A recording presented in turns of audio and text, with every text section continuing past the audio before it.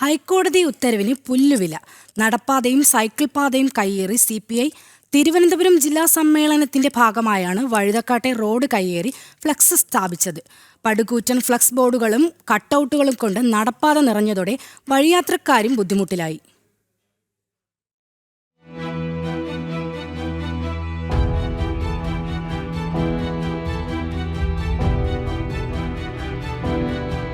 CPI Thiruvananthapuram ജില്ലാ സമ്മേളനത്തിന്റെ ഭാഗമായിട്ടാണ് റോഡ് കയ്യേറ്റം. വഴുതക്കാട് ടാഗോർ തിയേറ്ററിന് സമീപത്തുള്ള നടപ്പാതയിലും സൈക്കിൾ പാതയിലും കൂറ്റൻ ഫ്ലക്സ് ബോർഡുകളും കട്ടൗട്ടുകളും സ്ഥാപിച്ചുകൊണ്ടാണ് CPI കയ്യേറ്റം നടത്തിയത്. സ്മാർട്ട് സിറ്റിയുടെ ഭാഗമായി സ്ഥാപിച്ച സ്മാർട്ട് റോഡിലാണ് CPIയുടെ ചട്ടലംഘനം.